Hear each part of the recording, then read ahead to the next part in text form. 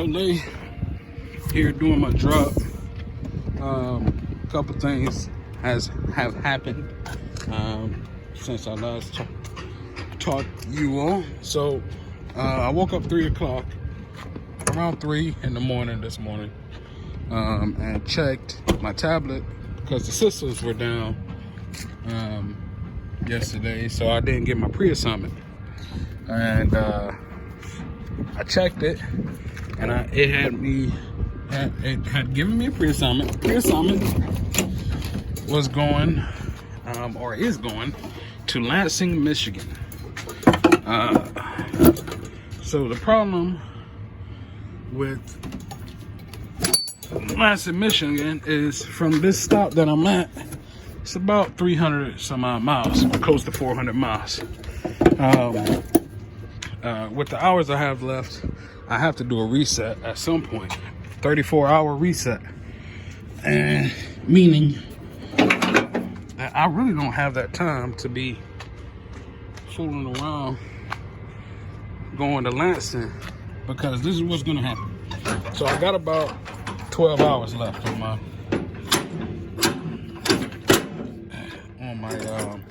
my 70 hour. Yeah. Well, I know I got about 9 hours left on my 70 hour.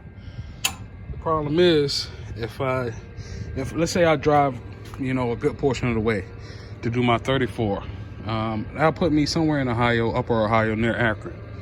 I'll then stop maybe around about 5 o'clock. So I have to wait 36 hours. So that's a full day. So 5 o'clock on Saturday, then another 12 hours. So that'll be around 7 o'clock on the 13th, which is Sunday. I'll be able to get moving. Now I'm supposed to be going home or be home on Tuesday, right? So that means I got to do the rest of that trip and then get back home somehow, making up hours to get back home on and be home by Tuesday. Like, not traveling on Tuesday, already be there. That's the problem, see? So I called them and they said their system is down earlier this morning before I came out here. So I'm gonna call them again just to see if the system is up, because I don't want to go pick this load up. I mean, I'll pick it up if it's a relay or something, take it back to Carlisle. That's only 90 miles from here. But I ain't trying to be all the way up in Lansing, Michigan, trying to, get a load to come home. And I know I'm not gonna make it on time, so that's the problem that we have currently. Morning, people. I'm in Carlisle just now, finishing technically my reset. I'm gonna run off a recap though, because I wanted to get out, but look at this. It is freaking snowing. I guess I should have checked the weather, but it was freaking 65 degrees yesterday. What the heck? I did not expect this at all. It is flipping snowing. I don't think it's 32 degrees on the ground, which is why it's kind of not sticking. But this is crazy. I'm going to try to get to Toledo, Ohio. I'm still on my way to Michigan. I'm gonna try to get to Toledo, Ohio, which is about 450 miles out. It's about 4 o'clock now. I should be able to make it. Should be able to make it, no problem. But we'll definitely see. This is crazy. It's freaking snowing, dude. Well, and here we go again. I am at a service plaza in Amherst, Ohio. I'm maybe 80 miles out from Toledo, and I knew it was going to snow, but man, it is coming down here. It says it's supposed to end around about 2. I'm gonna try to get back on the road here. It's not bad on the roads, but all that dirt and stuff, and like it just being kicked up, and some truckers don't care, I don't know if they, I don't know. It's better if you just at least only have one thing to kind of focus in on. So if the snow stops, which it should in about an hour or so, then I'll be back up and at it. But at least right now, it's about 22 degrees. 22 degrees there, and it is coming down. As you can see, it must have been snowing here for a while. Like, I am not joking. I was in Pennsylvania, which is not far from here. I mean, it's not far from here, but it was 65 here, or 65 degrees there yesterday. And it, I don't know, judging by like just how the banks are just like dusted with snow, I'm guessing it wasn't snow here on the ground. And you can kind of see like how much snow it is. So I'm guessing it wasn't snow here yesterday. And this is just craziness. So it's just been snowing this morning. I'm gonna try to get back on the road to kind of get out of it, because I'm not actually far. Let me see if I can pull it up on this thing. It's kind of complicated here a little bit. Let's see here. Trucker app. It's a very good app that comes on your tablet. Let me see here. So this is where I am. And the gray is the snow. I'm in Amherst. I'm going to Toledo, which is right there. I'm going to Toledo, but which is about, it looks farther than what it is, only about 90 miles. But I'm almost out of the snow. So I think I'm going to get back on the road just to keep up with my my schedule, what I got here. I'm gonna get back on the road and get out of this snow. The sky does look to be, like, it does look to be clearing up a little bit, slowing down a good bit. So I think that's what I'm gonna do.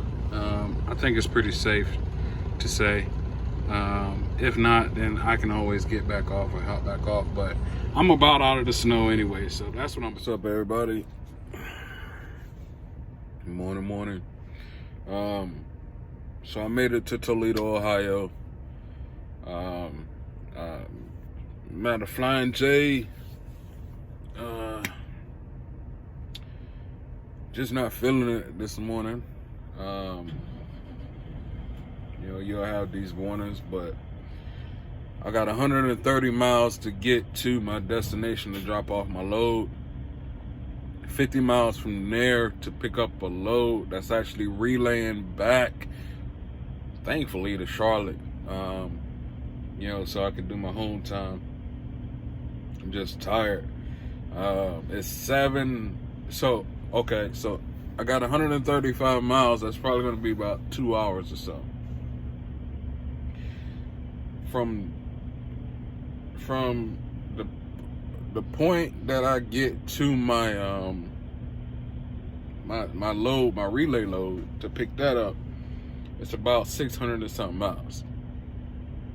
So I'm gonna try to do another 450 today, maybe more, to at least get halfway so I can use all tomorrow to travel. But it's tough. It's tough. I tell you, I am not feeling it. I'm gonna go take a shower because I know today is probably gonna be a rest area stop tonight, because I'm gonna be driving for quite a while. These are things you do gotta think about. But you know, luckily I got home time coming, so talk to you all later. All right, guys. Well, I'm here at McCormick. I can tell you, I was carrying a load of McCormick spices.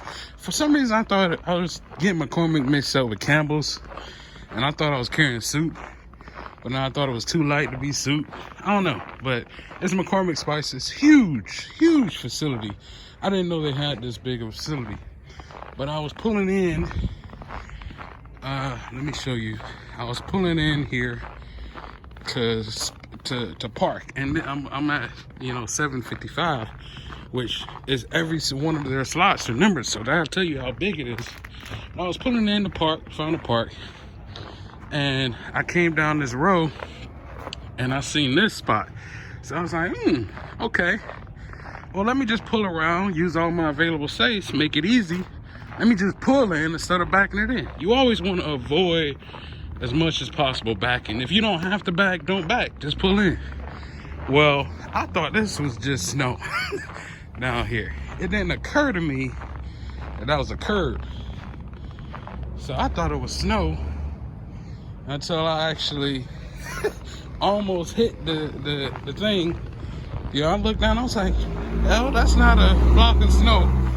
That's a curb. I was about to pull in to this spot and realize it was a curb. I just thought that was the funniest thing. I don't know, but it is really cold. My hands are freezing, so I'm gonna get back inside, drop this trailer, and pick up an empty and head out. All right, I wanted to show you all something that I've seen quite a few times here that you're gonna see more times than not. Let me close this door here. It's when you're picking up an empty, how close the trailers are situated with each other. In these situations, you can see on both sides how close they are. Now, even the door on that one is open. So with these, you gotta be mindful of how close they are and make sure you got enough space to pull out, right? Because if anything, I'm going that direction, so my problem is gonna be mostly on this side. So that means I gotta have enough space to pull out, which there's enough space here. I'm not looking directly in front of me, but I'm looking here. So I'm gonna have enough space to pull out, make that turn, get my trailer going in that direction. But these are some things you're gonna see a lot, like a lot. Is trailers parked close together. Now, if they're so close to where you can't get in between, that's another situation. But this is not impossible. As you can see, I got in there and I was able to turn. You might have to situate your body a little bit and watch your head when you're going under to check the kingpin. But it's not impossible. It's definitely not impossible. But just be mindful when you're pulling out of your surroundings. In fact, let me check something here. Oh, okay. I was looking at the clearance light because I didn't see it blinking, but it's blinking. All right, we're good to go. My trailer was just stuck just now, and just like it's been many times, I really don't like driving. I don't like the snow. So I, tried to budget, tried to put the interaxle lock on there. It wouldn't budge. And this is where my tractor was here. And I could not get it to budge. But what I did, it was just sliding on that sheet of ice right there. It wouldn't budge at all. So what I had to do, I had to give it some traction. So what I did was I had a bottle of water, warm water, and I dropped it down there. You can see where I cleared it out a little bit. And then I laid that towel down under one of the towels. I wasn't using both my towels. I laid the towel down to gain some traction, and then I engaged the interlock on there, and it gave it just enough traction to get out of there. But I was not budging at all. But it worked, so I am out of there. On to the next one. Here the shipper. So sometimes when you get to the shipper, make sure you check your notes, your details, your stop details, location details, because that's very important. If I didn't check it, then I would have went to the wrong location. I'm trying to change this thing. They said in the details that they had changed their pickup location, shipping and receiving, to, it was about 6 miles away, but I had to I wouldn't have known that if I didn't check my my details. So make sure you definitely are checking your details, your location details. What I'm talking about, I can't really show it because I don't want to put information out there that I'm not supposed to. But on your tablet, you'll learn this in in orientation if you're going through Schneider. I'm not sure how it works, like as an owner operator or anything like that. But there's a lot of, I know that when I do go owner operator, like I said, that's the goal. I'm figuring out some things that I'm gonna need to do, like because Schneider handles a lot of things for you. You won't realize this until you're by yourself, like, you know, as an owner operator or something like that. But they do a lot of things for you. So what I'm gonna have to, what I figured out what I'm gonna have to ask is when I get the load, they ask, hey, is this the name of the company that I'm gonna be delivering to? Like, look it up on Google and everything, and make sure, like, hey, is this the address? Like the you know, do they have a different address, a different shipping and receiving address, like different things like that, that I'm gonna have to ask, because, you know, it's there now, but you're not gonna have a tablet that pretty much does a lot of this stuff for you. So keep that in mind. I just wanted to share that. All right, I'm gonna show you all something that really kind of ticked me off here with this place. So, and really with places like, in general, I've always mentioned, like, you know, sometimes like these places aren't designed with their central personnel in mind. Like, you know your place has to kind of accommodate drivers if, like, it's a freaking distribution warehouse or whatever. Some of these places just, I don't know what they be thinking. It's like no room out here, no parking, like literally almost no parking spaces here. The snow covers up the curb, which you can't really touch, but people are running over because they literally have no choice. Like, they're literally putting barriers up there. Here they got barriers where you could usually turn in and like create a parking space. They got barriers up. I'm like, why are you putting literally barriers so the trucks can't use the space you know they're gonna need? So you got to come up with this crazy kind of back, is like crazy kind of 90 back or whatever kind of back to get your trailer in there, and it's not necessary because there's more than enough space out here. It's just like they just don't care. These places just don't care. Like, I don't know. I just wanted to go on that little rant. I did get it in here. I literally ran through this parking lot like 10 times to figure out like how I was going to back into this spot. And it is a little crooked, but I ain't moving it out of there. Shoot, bump that. Here, I'll talk to you. What's up, peeps? So I'm in Michigan at a rest area, about 50 miles from my last delivery. I still got a good bit to go, 681 miles to get to Charlotte, and I'm just exhausted. I don't know, like, it's just mentally, like, not physically, just mentally. I'm just like tired, and I just can't, like, I feel like I need a nap. So I'm gonna take a quick nap. I still got some time I can play with. I'm gonna take a quick nap and, you know, try to do something here, but I am really tired for some reason. I don't know. I mean, I haven't been getting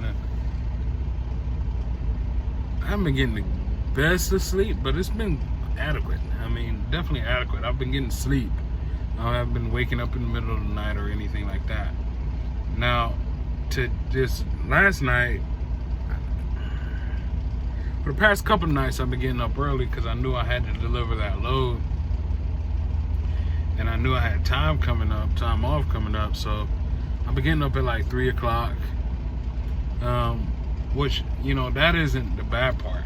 I don't know if it's bad, but I've been getting up at 3, but not leaving till like 5 or 6. This morning, I knew the ordeal I had. I still had 130 something miles to do to get there. Then another 50 miles to get my next load. And for some reason I looked at the map and I thought it was 727 miles with the 50 miles included. I was wrong. It was 700. Okay, I guess it was right. It was for some reason I thought it was 727, but it was 787 miles. So I had to do, or it's the total load is 787, about 800 miles. I am down to 681 miles, and I am just exhausted. I've done about 100 miles. I'm gonna try to get a nap and try to get some more sleep in or time in driving in. But if I can't, I can't. Like, if I don't feel comfortable, once again, you're the captain of your ship. And if I just don't feel comfortable, like, I'm not gonna get on that road. And this trailer as well, it's dog-tailing a little bit to the left, so it just requires extra attention to staying in your lane. But yeah, I just want to let you guys know what's going on, people. Good morning, good day, good afternoon, depending on whenever you're watching this. I am actually at my stop point for today. I got up really early, really wasn't feeling it this morning for some reason, but I got up. You know, I was really tired yesterday, so I cut off earlier than what I wanted to. Today I was actually supposed to be back home in Charlotte, North Carolina, but I couldn't because I was just too tired. So I cut off yesterday. It's a beautiful, let me show you this site. Lock my door, make sure I got my keys. I couldn't yesterday. I was just tired. I don't know what it was. I had a few, you know, I got stuck in the a few incidents picking up. I got stuck, you know, picking up, dropping off that one load in the snow. And then I got, man, that back-end situation from that, picking up the load I got now, that really just, I don't know, it just took a lot out of me yesterday. But today I got back on it. So today when I started, I had 681 miles to go. I'm down to 150. I'll do those in the morning. But right now I'm in, just crossed the Virginia state line. It's the Virginia Welcome Center. And it's pretty nice out here, but you know, I'm gonna shut it down for the night here at this rest area and get up early in the morning, get to Charlotte. So I could talk to the safety manager and everything. Got around about 8, but I'll be able to take a shower in the morning and everything. But yeah, talk to you guys later.